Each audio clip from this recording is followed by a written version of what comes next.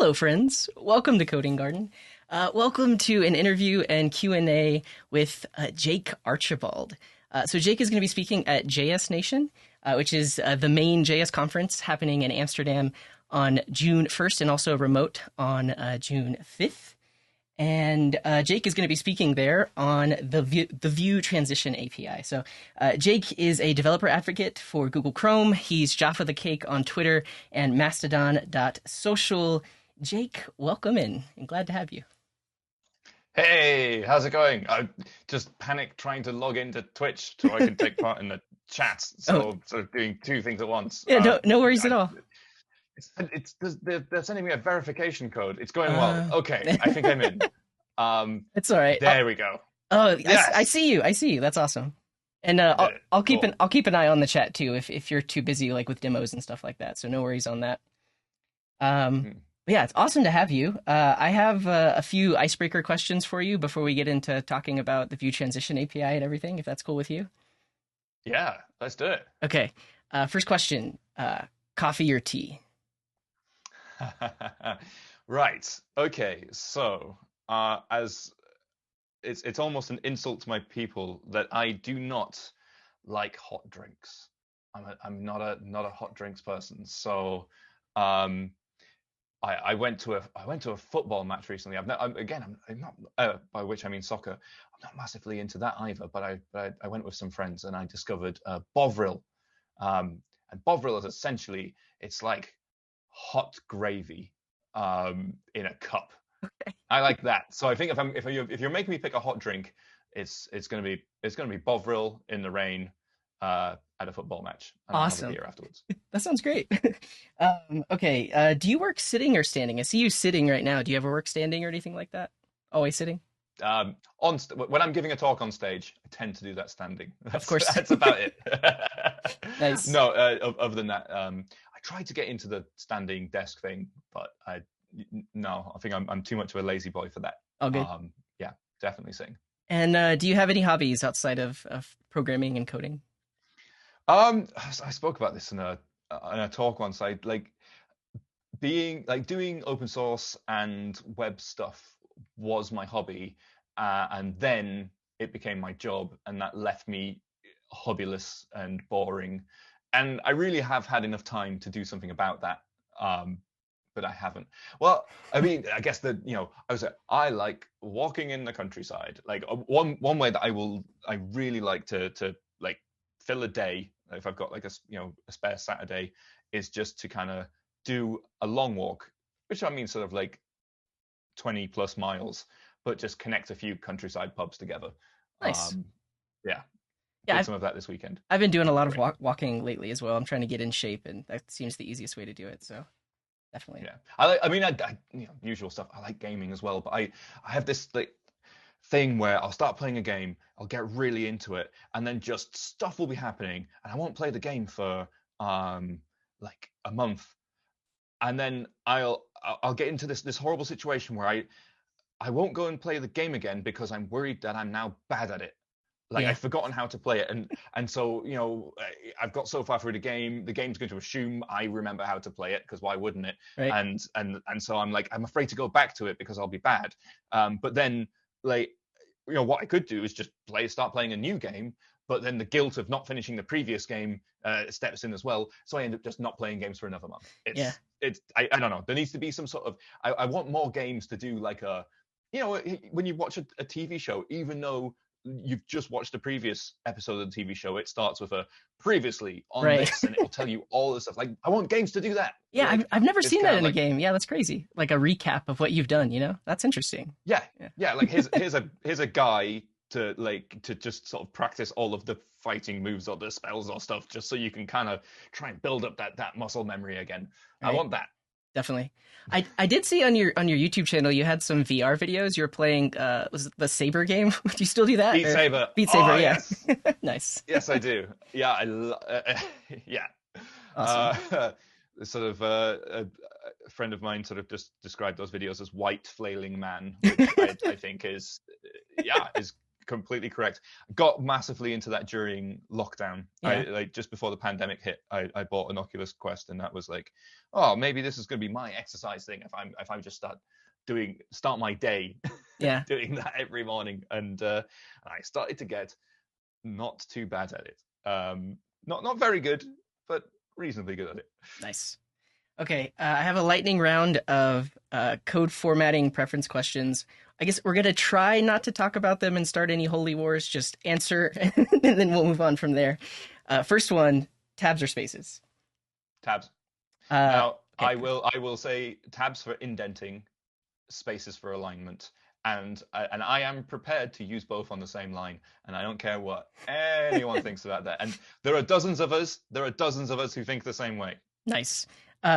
So do you prefer a two-space tab or a four-space tab? I tend to have it set for 2 spaces. Cool. Semicolons are not in your JavaScript. Yes, please. Cool. Me Yeah, too. yeah. And then, are you on Windows, Mac, or Linux? Mac. Mac. And then, I sometimes do Chromebook coding, but this here is a Mac. nice. And Android or iPhone? Well, come on. Well, I mean, No, yeah. Go ahead. do you know what? If things, I mean, because Apple does make incredible hardware, and so that's why I'm spending my day on a MacBook. Right. But using an iPhone for me is just, I want a browser that's more up to date than Safari is. Like if we get like Chrome proper like Blink engine on an iPhone, I might be tempted. Might be tempted to switch for a bit. For But sure. until that, I'm Android. I'm kind of in the same boat on all the tech preferences. I use semicolons. I'm on a Mac and I use an Android. Fantastic. Okay, last fun little thing for you. I was looking through some of your Git commits, and I was trying to find just something funny to show on stream. And this is, I mean, this is only, I think, back from December. This is what I got. But can you explain this commit? It's in jakearchibald.com repo, and it's "Oops, I forgot where I'm from."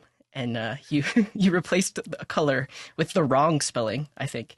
But, The correct spelling, actually.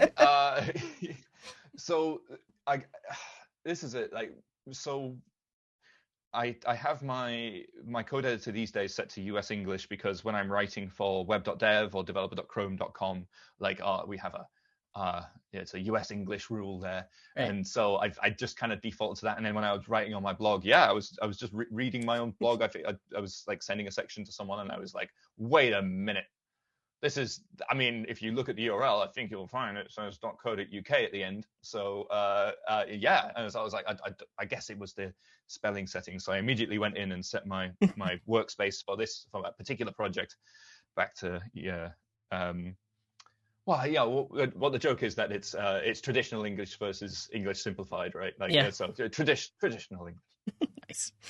Awesome. Okay, so let's get into some questions about what you do and what you're going to be talking about. So I did see a question in the chat, and a lot of people are unfamiliar with it. So can you just give us a quick overview of what a developer advocate for Google Chrome does? Oh, yeah. I we're we're all a little bit different in what we do, I guess. Like so, I think being a developer advocate is an ex-colleague of mine used to say it's walking the walk and talking the talk.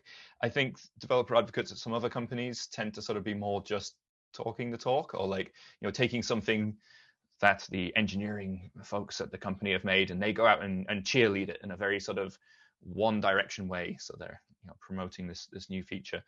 At Chrome, it's so there is the writing docs, building demos, and telling people about features, giving talks, that kind of thing. But we also do like taking what people say on to us on Twitter or at conferences and taking that to engineers and using that as kind of feedback when we're creating APIs or designing new features for the browser, because we get involved in that as well. So we're sort of there throughout the process. I would say that the big difference between DevRel and an engineer at Chrome is that we tend not to be writing the C++ side of it, but there's some of us who do that as well. I don't. I write the web tests for some things, but I don't know enough C++ to be I was going to say I probably know enough to be dangerous, but I don't know enough to be useful. For sure. So there's a question in the Twitch chat. When is the next episode of HTTP3 coming out? If it is. Oh, that's an interesting question. Due to the current economic climate, et cetera, at Google, the series has been cancelled. Mm, But I'm hoping that we can do the podcast outside of Google. for sure. But the video series is on indefinite hiatus, I think they call it, which is just another language for cancelled. Yeah, it's unfortunate. Not my decision. I'm not pleased about it, but Yeah. but that is the truth of it. Okay. Um, okay, so we're going to be talking about the View Transition API, but essentially that is a standard that's going to be introduced into CSS. So my question for you is can you kind of like demystify like or even talk about what is the CSS working group? Because I think a lot of devs even take for granted the fact that there's a group of people that are like trying to make the language better and trying to make browsers better. And so the View Transition API is something associated with this. So can you talk a bit about the CSS working group and your involvement with it? Yeah, I mean, so the View Transition API was the first feature I developed within the CSS working group. So my previous experience was in the service worker working group, which I am the chair of, but also one of the designers of the feature.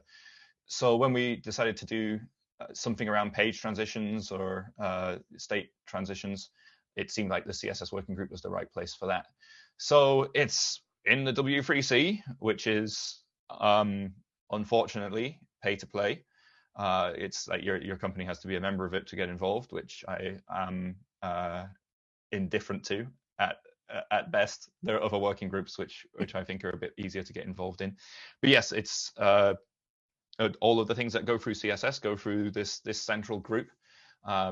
So someone either independent or backed by a browser will be proposing a feature, writing a spec, and then for the important questions, they'll come to the group and say, we're thinking of, we've got a feature, it looks like this. Are you happy with it? And they run a system where as long as no one objects, that's taken as a yes. Again, I don't know how I completely feel about that, but due to the size of the group, it seems to work. And so when we've been developing the View Transition API, like we've had people independent, but also folks from WebKit and from Gecko, so Safari and Firefox, like contributing mostly in terms of questions and telling us the bits they like, the bits they don't like. So it has been a collaborative process throughout. And then at some point they say we're moderately happy with this feature, and that's when in Chrome land we feel that we can ship it, Right. Which is what we did. Awesome. Yeah, and that kind of leads into my next question. So, like, have you been involved with other browser vendors? So, like, being from Google and working on Chrome, do you ever help out with like Firefox or anything like that? And are you in touch with them? And yeah, what's involved with that? Yeah, so in terms of web standards work, like writing specs, like I the people I would thank the most for it was Dominic Denicola and Arnav and Kesteren. They're the people sort of trained me in how to do it, and that was sort of mostly from the service worker time, and I did a bit of work on the fetch spec. So Dominic is on the Google Chrome team, but Arna is on the Safari team now, but he was on the Mozilla team for a long time as well. So yeah, and when we developed Service Worker, like that was a lot of meetings with folks from like all the browser engines in the room, which at the time included Microsoft with Edge HTML. I do think it's the best way to develop features is to try and have like folks from every browser engine. I wouldn't say we've done that so much with View transitions. Like we've had the questions from the other UAs, and they have engaged quite a bit. Like they've said, they don't like this way of doing things, and we've come to compromises and worked through things. But it wasn't the same level of collaboration it was with Service Worker, and I think that's really just because like Google invests in the web more than the other companies do. So the size of the teams, is extraordinarily different, and they just don't have the people to be all over every standard. And I think that's particularly true of Mozilla. And it's something that makes me nervous, because I think a healthy Mozilla is important to a healthy web. So I kind of get a bit worried when like it feels like there's one or two people that seem to be responsible for reviewing all of the web platform features, because that is more work than a couple of people Yeah. That's can good to hear, easily though. do. So, Yeah. like, I use Firefox. I mean, I also use Chrome for things that I can't use Firefox for. But I think I like the idea of a healthy competition between browsers and making sure that other browsers can exist. So I'm glad you said that. At least working for Google, being able to say that is great. Hmm. Um, okay, so before we jump into like demos and talking about the Vue Transition API, we'll do a quick plug for the conference. So like I mentioned, and like you could see in the banner, this interview is sponsored by JSNation. So JSNation is the main conference happening in 2023. If you visit cdg.sh/JSNation, they'll know that I sent you, so be sure to do that. And Jake is going to be giving a talk there. I'll also be an MC there. So I'll be introducing speakers, and I'd be happy to meet anybody that does show up that'd like to meet me. But at the conference, Jake, your talk is titled "The Vue Transition API." So can you tell us a bit about the Vue Transition API? Sure. Yeah. So for a long time, I wanted a way to do page transitions on the web. Um, and that was from my own experience as being a web developer, but also had enough developers telling me on Twitter and the like that they wanted the same. I had a lot of people saying like they end up making an SPA, like switch from an MPA model to an SPA model because they want to do animated transitions. Um, and they either don't want to do that or they did it and took on a lot of complexity as a result. And then, a lot of people who build SPAs have found that doing page transitions is exceedingly hard. So if you think about if you want to crossfade from one page to another, your approach for doing that is, well, immediately you need to have both states there at the same time to crossfade from one to the other. Like, so you end up with parallel DOMs, like the old thing and then the new thing. You smush them on top of each other somehow, and then you fade one away and fade one in and hope all of the compositing maths works out. And if they were at different scroll positions, which they often are if you're changing one page to another, then you're in a world of hurt and it's really bad. So what we wanted to do is like, well, what if we could just let you change from one state to the other? So in a React app or whatever you're doing, one of the set state calls or a reducer or something like that, or the equivalent in any framework, and you don't have to have those two states alive at the same time, which can cause all kinds of interaction accessibility issues. But then you can use a snapshot of the old state and a kind of live view of the new state in an extra layer to do the animations between the two. Meanwhile, like your underlying DOM has just changed from one step to another. So that was the whole like idea of the API. Is like, can we make that simpler? And so we did. Well, and I hope we got it right. I can show like a quick code example. Yeah, I let's see it. think you got my screen. I do. Excellent. So yeah, so the idea is like where you would normally change the DOM, like update the DOM somehow from your old state to your new state. That might be via framework. It might just be doing normal DOM stuff. If you can wrap it in this start view transition, this gives the browser an opportunity to capture the current state and store it. And then once this callback has returned a promise which fulfills, it can capture the new state and generate a transition between the two. And that's kind of how the API works. That default layer will just create a crossfade from A to B, which is like fine. That's it's like no one's going to be giving you design awards for that, right? Right. But it's something that was kind of pretty complicated and a bit thorny to do otherwise. But like things get more fun when like we give you this set of pseudo elements in the browser's like top level to represent. So you've got something that's like, oh, this represents the old view and this represents the new view, and you've got like a couple of wrapper elements to deal with it. And then so you can just like say, oh, I want the animation to be, let me bump the size of that up a bit, I want the animation to be 5 seconds rather than the default, and that will give you a slow crossfade or whatever. Or you can get all fancy with it and say, because these animations are all just built with CSS animations. We kind of built on top of the platform that was there.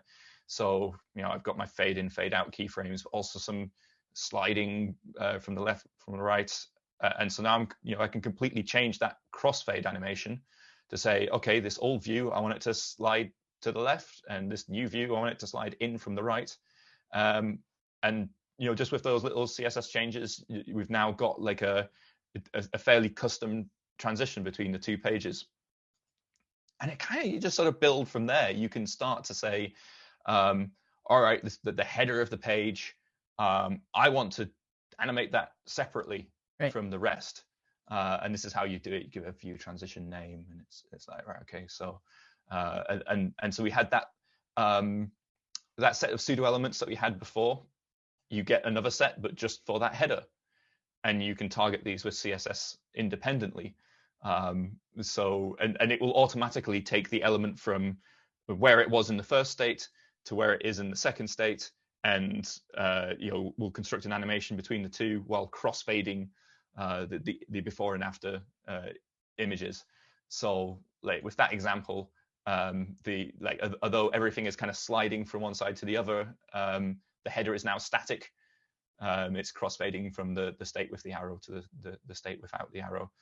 So, and then from there, like the aim was just like the hope with when we design these web APIs, the hope is to give developers enough room so that they can create things that we didn't possibly dream of, like, because we're not, we're feature designers, we're not visual designers. Right. So just using that set of primitives, we've seen, I'm going to try and find out the name of who built this. I'll have that loading in a tab in the background. Yeah. So we've got this, we've got a video playing here, but when you click it, it kind of grows into the main part of the page. Let me zoom that out a bit, it's easier to see. So yeah, you've got video playing, you've got a title here, and it all sort of just cross transitions into this like new page. You can see all the rest of the content. The back button just works by default because it's still just a DOM change. I really love this demo. This is by Maxi Ferreira. Okay. If I'm pronouncing that correctly. The video one is fascinating to me because I guess it's just like because it's a single page application, it's like a nested route or a nested view that has the same video embedded. Because it's like the video isn't restarting, but all of a sudden it becomes full screen. But that's awesome. Yeah, so I think in this case it's the video element is being moved, so it retains its state. So I think this demo was created after I created a much worse demo. Because one of the bits of feedback we got was like, well, it's great, but like you're just dealing with screenshots in these animations, so it's problematic when it comes to things which you're animating or things like videos. Yeah. But and it's true, you have this old thing and this new thing that by default crossfade, and the old thing is static because the DOM content is gone. Like that's part of the benefit, but it's also like a downside if it had an animation in. But the new image is updated on every frame, so it's like a live view of the content. So what Maxi's done there is in like the default crossfade, which is the old thing, the new thing, one goes from opacity 1 to 0, the other one goes from opacity 1. It's just gone in with CS and said, don't do that, just use the new thing. Because there's no need for a crossfade here because it's going from the same thing to the same thing. So I see. So that's how you get this, crossfade is a reasonable default, but with like a couple of lines of CSS, you can tell it to do something different. I've actually got the CSS here for that. If I with my much worse demo, where is it? Yeah, transition without freezing animations. So the code for that is just like, so the old transition video display none. We don't need the old view. And then the new one, animation on. We don't need it to fade in. And that's it. And it will still transition position and size, but it's going to be like a live playing video. So I've used that in demos where, taking like a video from like a static position into like a corner. This is a demo where it does crossfade, and you can kind of see it kind of takes a snapshot of the video and then crossfades with the live playing one. But then, with that extra bit of CSS, the fixed version, the video plays throughout. You don't get that freeze and crossfade because you've told it not to. Fascinating. And so I guess you mentioned that this is working with screenshots. So like the underlying implementation inside of Chrome is essentially uh, screenshotting in the images to go from one state to the next. Is that accurate or? Yeah, so every element you give a view transition name, and you get one for free. You get a default one, which is the root, which counts for everything else. Like in the user agent style sheet, the HTML element has a view transition name of root, which you can override if you want. But then when you give a view transition name to anything else, it's like, right, I'm going to screenshot that separately. Yeah, and then it's just what can you make with a bunch of screenshots? And it turns out quite a lot. Awesome. you can get a long way with that. Yep. And in the Twitch chat, I say default says, this is super cool. Is it available using something like Post CSS? So I was perusing around, and I guess I don't think it is because it's not polyfillable, right? But yeah, you tell me. Yeah, I'm reading that question the same issue. It's like, is this polyfillable? Yeah. I've heard some people say they're going to try and write a polyfill for it. I would love to. I think it would be a waste of time. But I've been wrong before, and I would love to be wrong again. But it is one of those features that, like, if it was possible today, we wouldn't have done the API for it. It's actually an interesting discussion of like why we make APIs on the web. Like, what's the reason? Because we do put things on the platform which are entirely polyfillable. So promises, like when we put promises in browsers, you could create the API pretty much exactly using existing features, and that's why we have promise polyfills that are really, really good. But the reason we put promises on the platform is so other web APIs could return promises. Like we can't return promises unless they're standardized. So that was one reason. But it also paved the way for things like async functions. And again, like async functions are all based on promises, so we needed promises to exist first. Sometimes we add things just purely for the convenience, and so things like array.at, where you can give it -1 to get the last item of the array. I mean, you wouldn't even. That's kind of like something you could write in 5 minutes. Just add that to the prototype chain. But having it standardized, it's a convenience feature.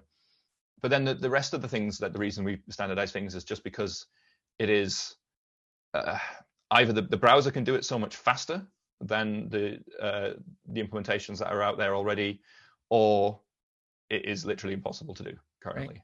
And I think this sort of falls into the realm of impossible to do currently. Yeah. Especially when we start talking about doing it across documents. Right. And that's what I kind of want to talk about next, because like this is happening within a single page application. So it's like pages within the same app, but it's all just JavaScript. But if you're going from like one page to another, I guess, would it even work like cross domain from like one URL to another domain, that kind of thing? So cross page, yes. And it's the same system. Like we're developing the cross document version of this right now, and the idea is that it will use all of the same CSS. The way of triggering it will be different. So you won't be calling start view transition. There'll be some other opt-in to say, well, this navigation is going to have a view transition associated with it. So the hope is that if you have some SPA transitions, but then you want to do a full document reload, but use the same transitions, you should be able to. Which is a use case. For instance, if you build an app like Twitter or something offline first, you often end up in a model where the user is on a version of the site which is old. Like, you've done a deploy, but they're still running in a tab. So you might have your SPA, but all of that SPA navigation, they're still running on this old version of the app. So a really nice way to do it, a really bad way to do it is, or the kind of default way to do it is to put a little banner saying, there's an update available, please click here to reload. Right. But a more cunning way of doing it is just next time the user clicks something, make that a full page navigation. And it happens really without the user noticing, which is kind of the perfect way those kinds of interactions happen. So yes, if we can do like page transitions, like SPA like or MPA like in those cases, and they look exactly the same, that's all the better. Cross domain, probably not. Sure. So it's the risk there is not technological, it's security. Like it's because at some point the URL is going to change, and but either side of that you are going to be displaying a combination of content from two origins, and a malicious actor could use that to change the headline of a news story for someone, just by hiding a couple of words of it, or something like that. So Yeah. that's the big security worry that we have around that. I think there's a sort of more. I think there's a privacy worry as well around, like, you're taking these screenshots from one process into another that's owned by another origin as well. But I think it's more of the styling a page to not look like it intended is Sure. the worry there. Yeah, and I guess like with the multi-page app thing, I mean, it makes a lot of sense for a lot of the like the hybrid frameworks that are popping up and gaining popularity. So like Next.js and SvelteKit, and so a lot of what they do is multi-pages, and a lot of times is kind of like a full page refresh. And so it seems like this would essentially like, and so they're a combination of multi-page and single-page app, but this would just make that transition, if it does need to be a new page, even smoother as well. Which is pretty cool. Yeah, so in this article that I've been skimming through, there's a bunch of Mm, little demos in the various frameworks. It's fairly trivial to use it with those frameworks. It does get a little bit more complicated when it comes to the meta frameworks, especially with routers. So this whole system with the SPA model, it depends on you being able to have a little bit of code just before the DOM changes, and wrap that DOM. So you want it to be after all of the network activity to load the route and load the data, just before the network change, and kind of wrap where that network change happens. And it turns out that that hook is not there in a lot of the routing systems so mm, far. But I know the Nuxt folks have a PR ready to go. So does Rich. Rich wrote a PR for Svelte that just exposes that little hook you need to do that. So I hope we see the same with Next.js as well. awesome. So do you have any other demos to show before we jump into questions from chat? Oh, sure. Why Okay. not? What Yeah. have I got? So someone at a conference asked me if it's possible to use animations that are only just part of the transition, not animations, I think images, or elements, things to animate that are only part of the transition. Hmm. They're not part of of either side of the page. And you can. There's a number of ways you can do it.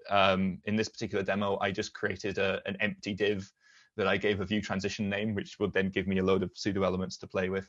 Mm, And so this is I created the Batman, the 1960s Batman style transition. nice. And it has the sound as well. It's really annoying. I'm not a designer, so all of the demos I've made are really, really bad. And they're kind of warnings of what can, the kind of ugliness you can create if you go too far with these APIs. But I had a lot of fun making it.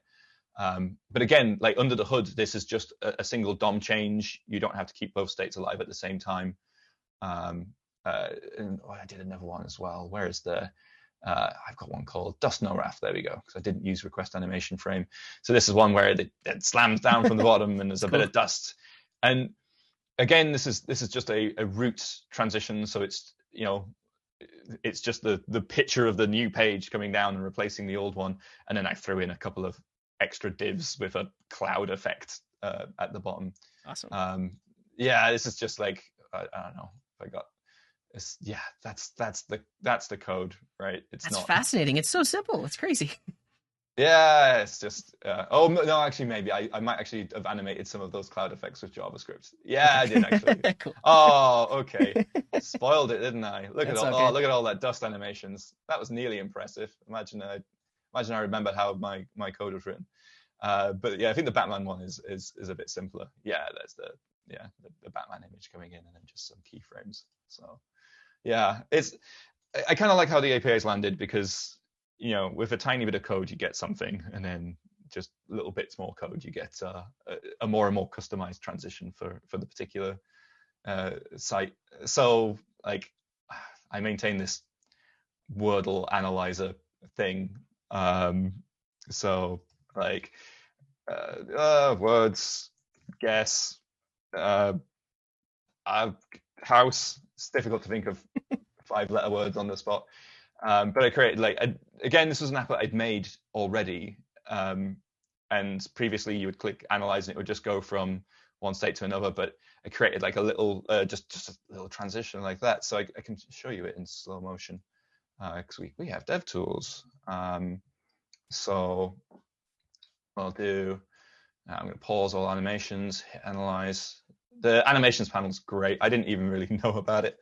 I've But never this used it. predates. Yeah. Yeah, it predates Vue transition. It was just like, oh, we're using CSS animations, so we get dev tools for free in our project. That's Wow. great. That saves us a bunch of time.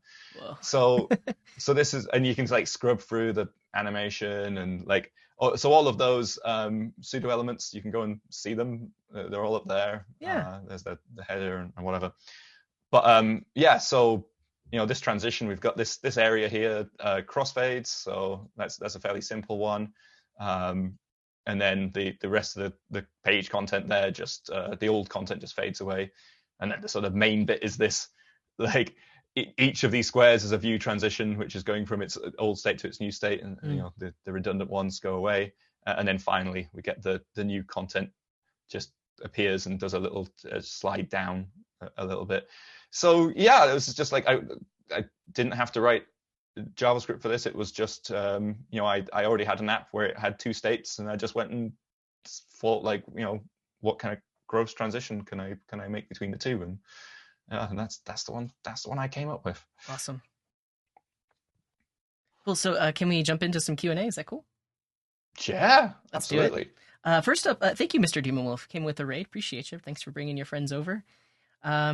And if you'd like to ask a question in the Twitch chat, you can do !ask followed by your question. It'll show up on this website, box.coding.garden.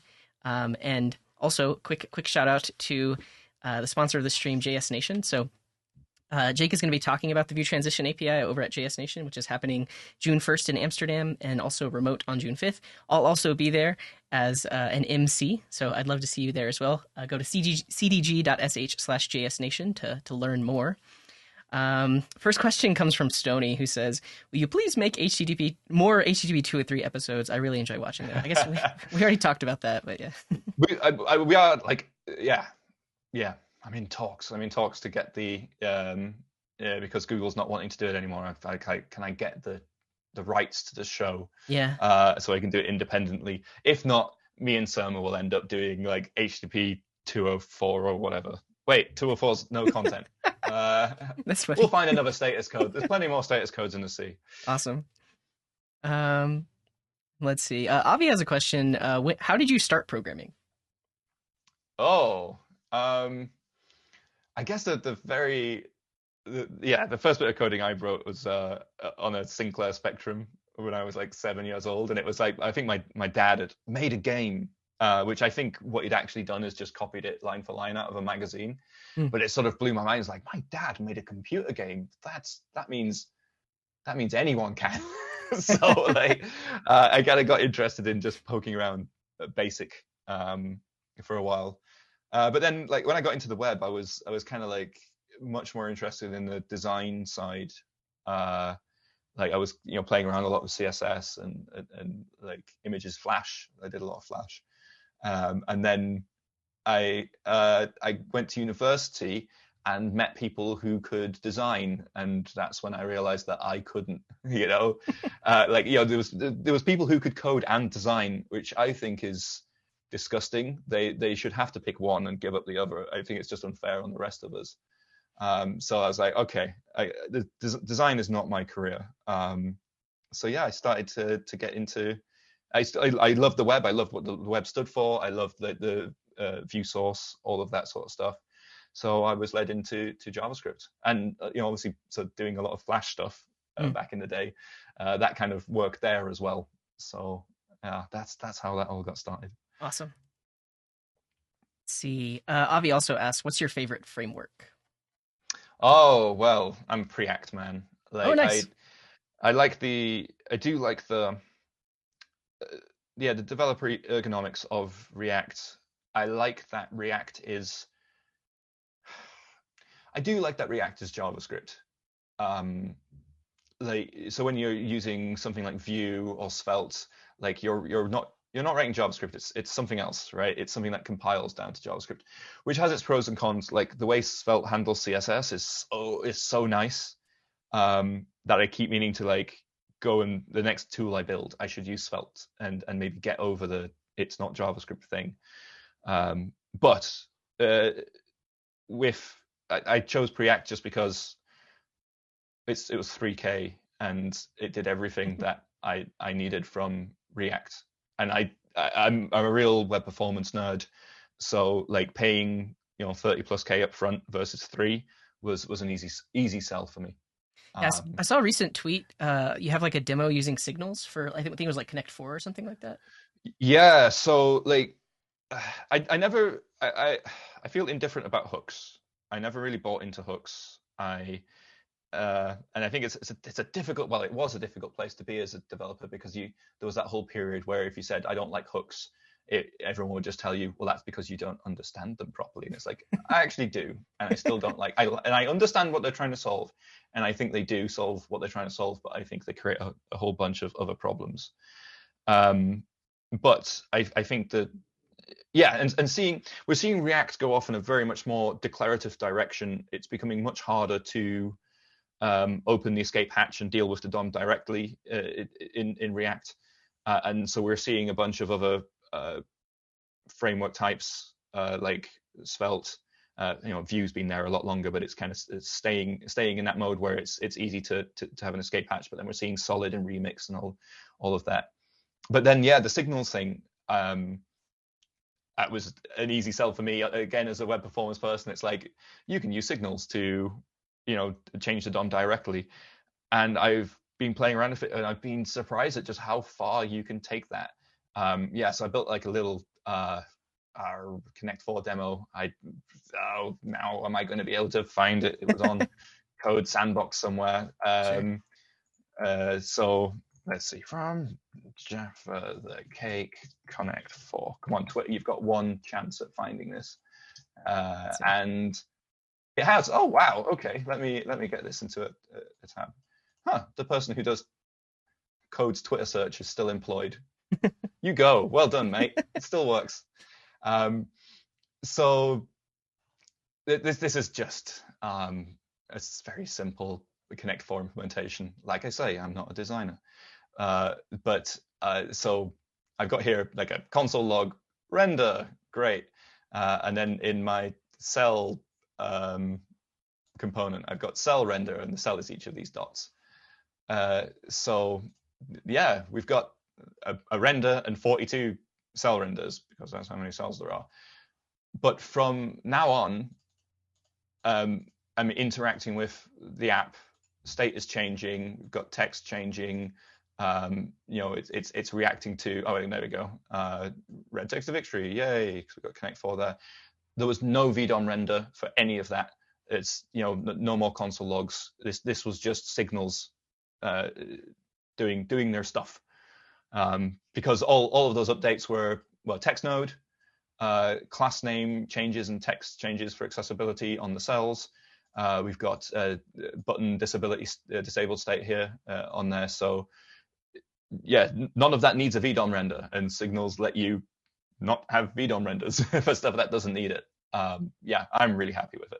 This is fascinating. I think like once more demos like this take off, people are going to realize really the benefit of signals and stuff. I was thinking about this a lot lately, because like when React came out, there was a lot of pushback. They're like, well, why are we re-rendering so much? And then it gained a bunch of traction. And now everyone again is like, why are we rendering so much, and trying to find solutions for that. So that's pretty cool. Wow.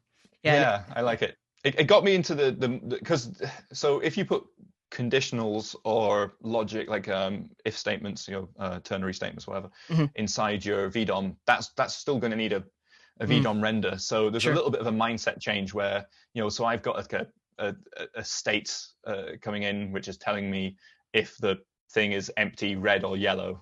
But so when I'm picking the class names for this cell, what I'm doing is just using a computed signal to like, you've got your state, go into this cell classes object, it's here, and it'll go and figure out what class names it gets.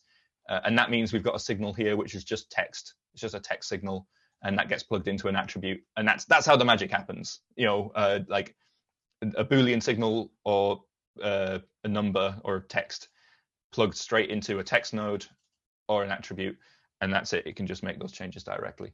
Yeah, that's awesome. I need to play around with it a little bit more too. I mean, the one thing I was excited about with the Preact signals is just not having to specify a dependency array for like a use effect. Like that's one of the things that's like most cumbersome in React is trying to have to manually specify your dependencies.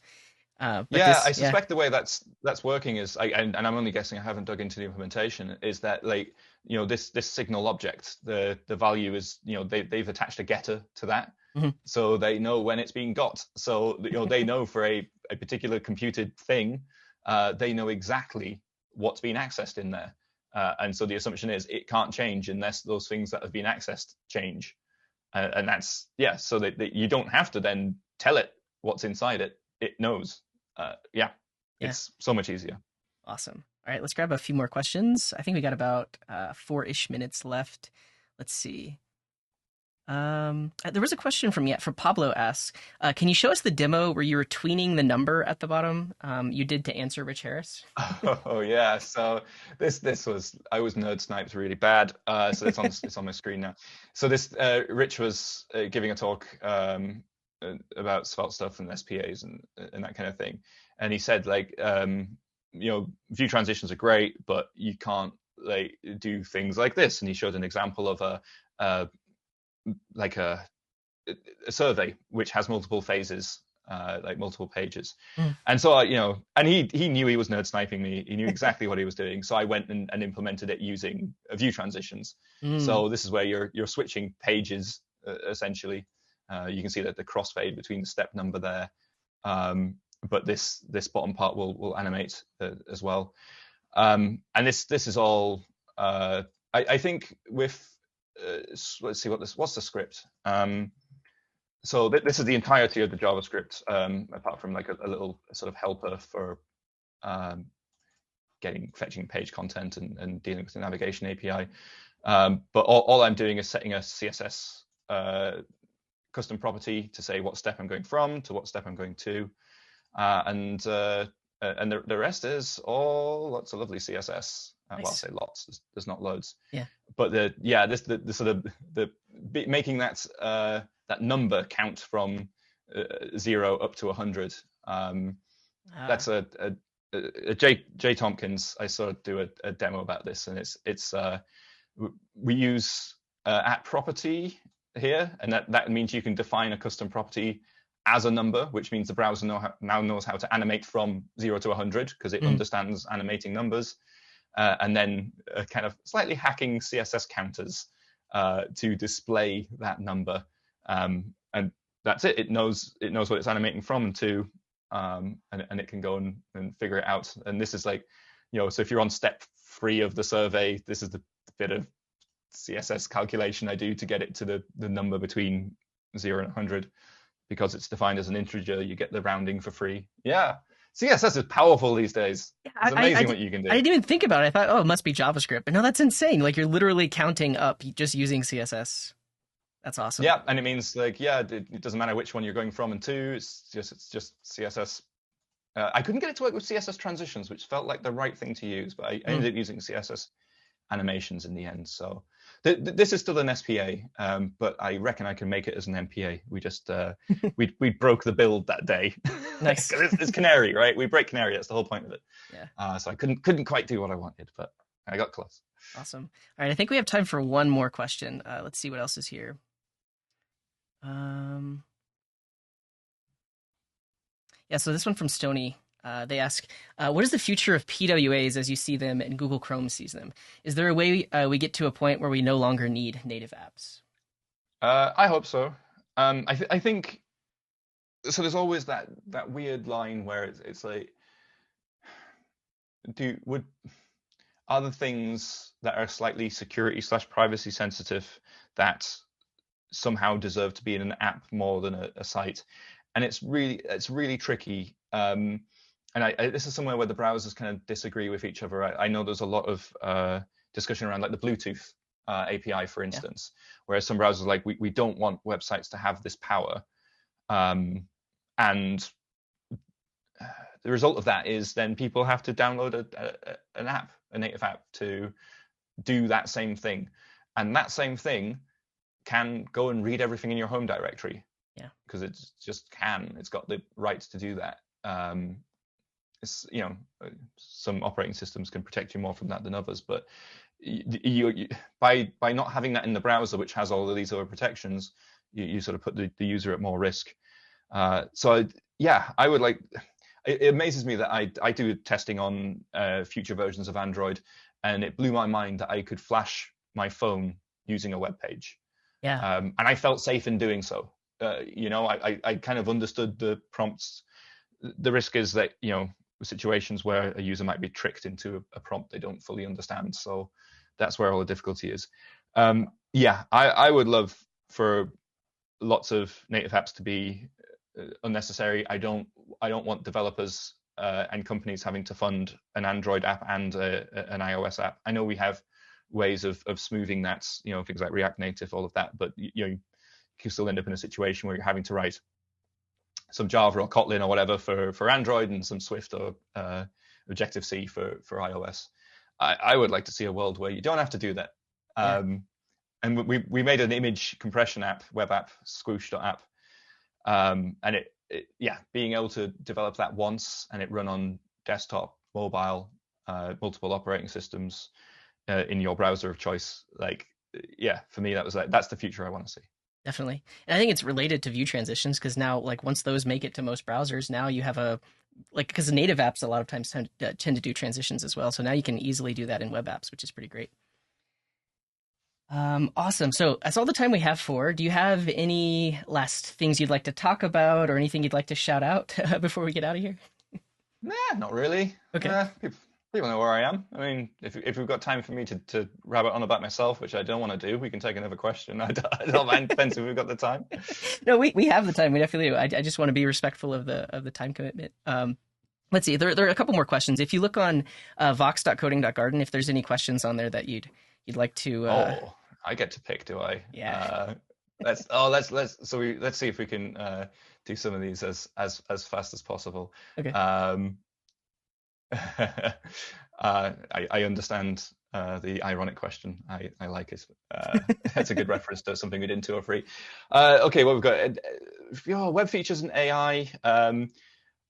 It's AI is growing so fast, and it's like the coding interview that I use for people who apply to Google. I'm happy that ChatGPT can't do it. But it feels like only a matter of time. What the web would do with that is I'm not sure. I mean, I would love to see image compression make good use of it. How small can we make an image to the degree where the rest of most of the image is just being dreamt by some AI, but it's acceptable. The problem with that is trying to find an interoperable way of doing that. That's going to be the same across all the browsers, and without making your browser now 20 gigabytes large. That's the problem with all of these systems, is they're big to download, or you're running them as a service, and requiring Chrome, Mozilla, Apple, Microsoft to run services, I think is something we should generally avoid on the web. We did it with push messages. I think that was the right thing to do there, because each mobile operating system has one push service, so we kind of piggyback on that. But we get feature requests of can we have an API to get the current stock price of a thing built into the browser, and that would require an internet connection and the browsers to run that service forever. So I think that's risky. So I'm not sure where the fit is there yet. Will Houdini ever be fully finished? So I think this is referring to things where can you talk about what is Houdini, if you could? Well, I guess it referred to a bunch of stuff, so I'm not fully sure what which part the question refers to. But the part for me that I was always really excited about was, can we provide JavaScript hooks into the layout system of CSS, so you could polyfill grid or the next version of grid that comes along, can it be polyfilled properly by JavaScript? Because CSS polyfills right now are almost not worth using apart from experimental stuff. I think they're just too slow or don't behave properly. It's not something that Chrome's really focusing on right now, which I am sad about. I think it's something we should dig back into and see, how low level we can go with the web. Because right now it gets to the point of, if you want to do all layout yourself, you're doing absolute positioning everywhere, or you're rendering everything to a canvas. So yeah, but we've got things like scroll timeline coming through, which is a higher level feature than Houdini intended, but I think it's going to hit most of the use cases. And I guess view transitions is in a similar boat. It's sort of like a higher level thing, but hopefully we'll hit more use cases. Did I switch to Bing Chat? I think I asked to be part of the beta, and I don't think they've let me in yet. I see. They know you work at Google, so they're exactly right. They're locking me out. I do play around with ChatGPT a lot. Cool. It's I find it fascinating, all of the especially how well it can do code stuff. But usually when I've hit like really tough algorithmic stuff, it's not really been able to help me out. So yeah. But I got started with an Android app using it, so that was really useful. Awesome. Cool. I think that's it for questions. Oh, there we go. That was better than me like talking about like, Twitter or like, a book I'm writing. I'm not writing a book. Yeah, okay. That was more fun. Definitely. All right. One last shout out to JSNation. So this interview is sponsored by JSNation. If you visit cdg.sh/JSNation, they'll know that I sent you. Jake's going to be talking there about the View Transition API. I'll be there as an MPC, not an NPC, an MC. I'm real. I'll be there in person. And Jake will be there too. We'd love to see you. And thanks for being here, Jake. This was awesome. Really appreciate you taking the time. Yeah, I loved it. Thank you for inviting me. Absolutely. Awesome. And definitely tune in tomorrow. I'll be talking with True Narla about should you learn React in 2023. And also tune in on Wednesday. I'll be talking to Wes Boss about AI. Is it hype or reality? Something like that. I don't know the exact title talk. But tune in this week. We'll be live here. If you check out coding.garden/schedule, that has all the times that we're going to be live. And hope to see you tomorrow. So Jake, if you stick around for a second after I end the stream, we can have a quick chat. But everyone, again, thank you for tuning in, and see you tomorrow.